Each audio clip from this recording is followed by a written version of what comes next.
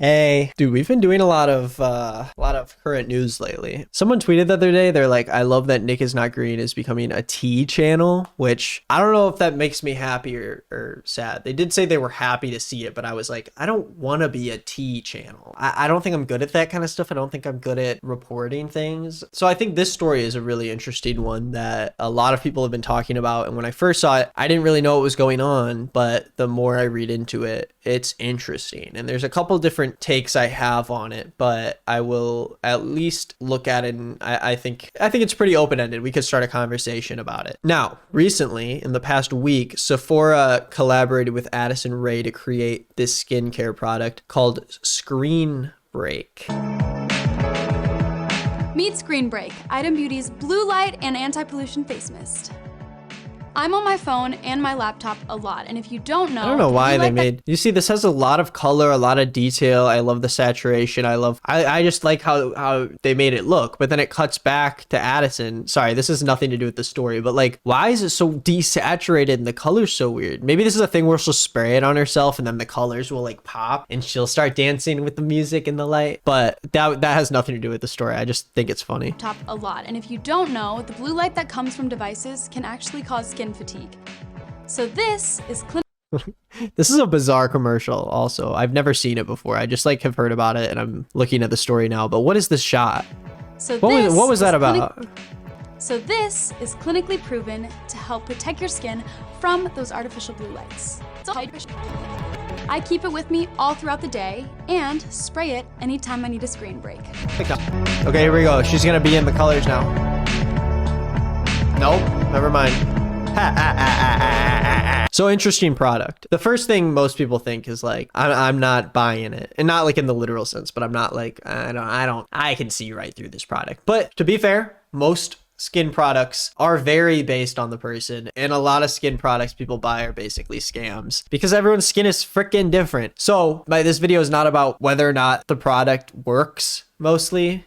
A little bit, but I want to talk about why people got like riled up on the internet about it. But let's talk about the product for a second. Okay, Screen Break is a refreshing formula that relieves screen fatigued skin with a shielding boost of hydration. It's packed with a botanical blend to protect skin from screen emitted HEV, blue light damage, and everyday pollutants. Keep it with you throughout the day and spray it anytime you need a screen break. Why were people upset? You know, was it because this product was a scam? Was it because Addison Rae bad? Or what was it? It turns out another content creator by the name of Rachel Hofstetter, better known as Valkyrae, launched a skincare line called Reflect in October 2021. It's one of those companies where why does every company feel like they just need to pick a name and then like take out the vowels in it? Like, oh, I'm gonna start a chapstick brand, and it's gonna be called Chapped, but it's gonna be CHPPD, and it's gonna be this like futuristic chapstick that is specifically meant for gamers, where the video games won't dry out their lips or whatever. It'll stop the G Fuel from drying. I don't know. That's besides the point. I'm going on a tangent. This Reflect product that Valkyrae unveiled or launched or whatever contained this thing called BLPR, which is a blue light protection factor, which worked in a similar way to SPF, which it protects against blue wavelengths rather than UV ones, and a rice extract that protects against blue light pollution. Let's watch the commercial for that. All right, guys, let me see your screen time stats. What's yours? Oh, what's mine? 8 hours? There's no way. We all spend so much time in front of our screens. Think of your laptop, your phone, your tablet, even watches have screens these days. I get it. I'm a full-time content creator. My career depends on being glued to a screen, but all that screen time started to take a toll on my body and my skin. So I did something about it, because we all know screens aren't going anywhere. Meet Reflect. It's the skincare collection that's for everyone who uses a screen. It's designed to protect your skin against blue light, which is emitted from all digital screens. Yes, even the one you're using right now. You've probably heard about blue light and the effect it has on your eyesight, but over time, blue light can actually affect your skin as well. I worked with experts to figure out the best and safest ingredients for blue light protection, like BLPF, or blue light prevention factor. What the heck is BLPF? It's like SPF, but for the screen. And RE3, a special blend of rice extracts that work together to protect the skin against blue light pollution. No matter what product you're using from the Reflect lineup, you're going to get the ultimate blue light protection.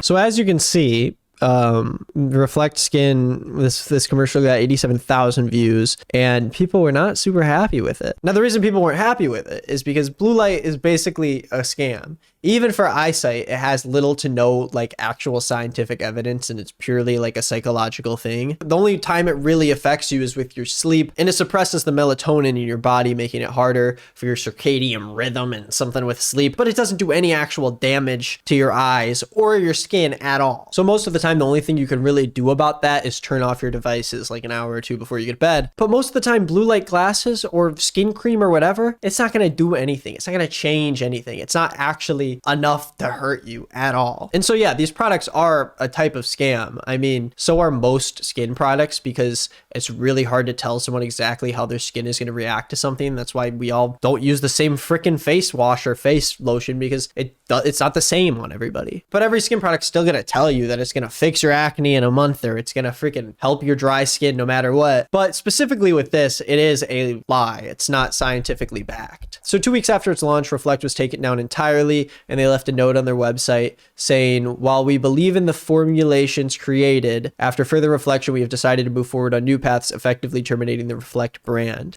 Now, I do think that a big reason why it was hated as hard as it is because she's a female streamer who is promoting a skincare product that is like tied to gaming and like being online and stuff. Not to say that she didn't deserve it, but I'm just saying that for most other creators, they do not get that kind of hate at all, and they release products all the time. I mean, I kept getting an ad on Twitter of this guy who's a streamer who was just straight up promoting like these supplements that was just a straight up scam. It was like a gaming supplement, and I couldn't find it. I thought I saved it on Twitter, but I forgot who it was. So if anyone can remind me, that would be great. But the comments on that were just like a few people being like, hey dude, you're promoting a scam. You probably shouldn't sell out your audience to like this product that doesn't work. But it just never got like popular. No one really cared, even though he was a pretty big creator, I think, because gamer dudes aren't held to the same standard. I'm sorry. It's just like, but yeah, I'm not saying that like she should have gotten away with it. Like, I'm happy the skincare line ended, but also it's just a bunch of dudes who are pissed off whenever anyone in that space does something. And that's why it caught on with so many other people, when we should really be holding everyone to the same standard about that stuff. I mean, people online create products all the time, and a lot of the time they could be considered scams, especially when they're supplements or skin cream or, you know, anything that doesn't have any heart in it. Why does she...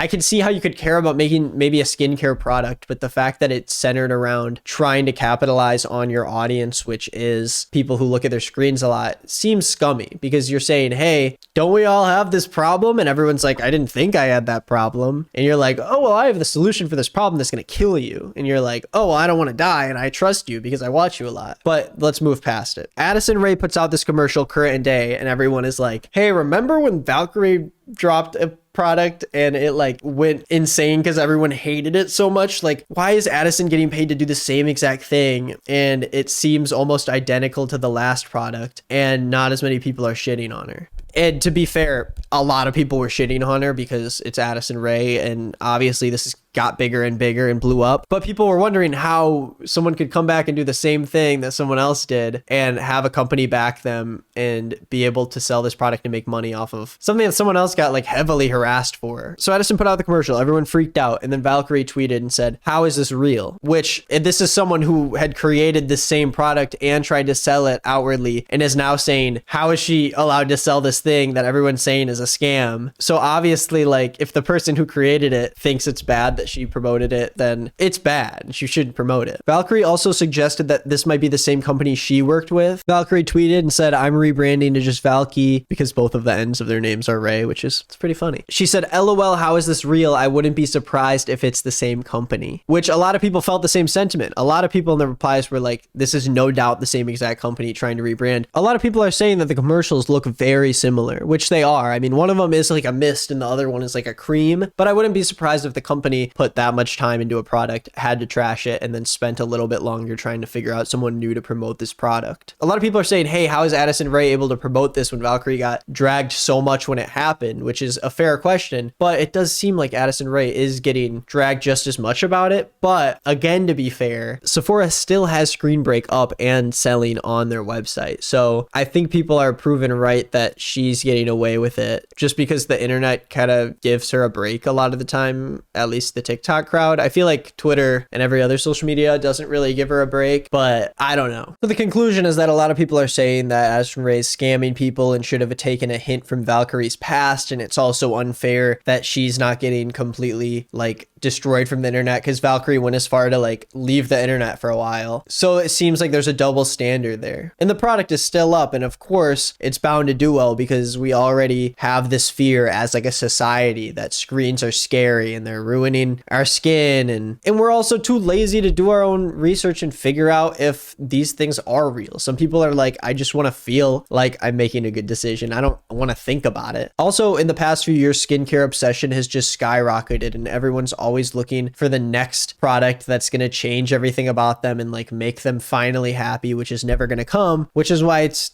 always a great industry to jump into because people always need skincare products. And finally, it's Addison Rae. That's always going to sell a lot. Now, some other research that Felicia helped me out with here was that there is a kernel of truth in blue light, not only with the melatonin, but also some experts say that if you have prolonged exposure to it, like blue light actually from the sun itself, it can cause hyperpigmentation, which I guess if there was some blue light blocking cream, it would help from the sun, but it has nothing to do with your screen anyways. I don't know. I don't even know if the skincare cream actually can work with the blue light thing. It's just a scam because the blue light isn't important enough to have a product specifically for it. Like, people already don't put on sunscreen when they go outside. If you're not protecting yourself with SPF, you better not put on some cream and say you need to protect blue light, because that's like such a small amount of what you actually need protection from. Kathleen Swosey, who is a dermatologic surgeon and director of Yale's aesthetic dermatology program, explained, people who are not melasma prone or pigment prone are unlikely to have even theoretical consequences from sitting in front of a screen for prolonged periods of time. So in conclusion, as I finish up my essay, any evidence that blue light in prolonged looking at screens, laptops, phones, any evidence that that's gonna hurt your skin and damage it is either inconclusive or it's not conclusive enough or convincing enough for any scientists to take it seriously. And shockingly enough,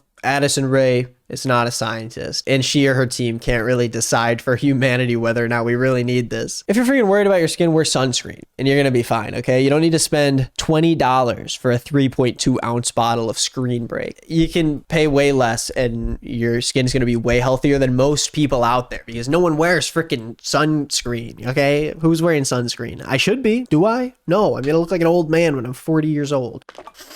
Anyways, I'm sure I missed some part of the story, so let me know in the comments down below. Every time I tell one of these news things, there's always comments that tell me something I missed, and I'm like, man, I'm a horrible teller of the news. You know, this is not my job, okay? I just thought it was interesting to talk about, dude, okay? Stop, dude, stop. Seriously, stop. Thanks for watching. Why did I even keep that last part in? It's too late. I'm gonna edit it in, okay? I don't care. Anything I do from now on, I'm not editing, but I'm gonna end the video before I have to do an edit. I gotta just keep talking. Okay, just end the video. End. Hello everybody and welcome back to the tattoo bracket. For round 2, match 2, you voted for tattoo 5 and tattoo 7. Let's check out the results. Come on. Ooh, a 60-40. This is our closest matchup yet. And it was number 5 that got away with the win with 59% of the vote, and 41% of the vote went to number 7. We're halfway through the epic 8 of round 2, and this time we're going to be voting on tattoo 10 and tattoo 12. Go in the description down below and vote using the straw poll and freaking vote your little tush off, okay? Thank you for watching the video. Have a good night or day or afternoon. Okay. Bye.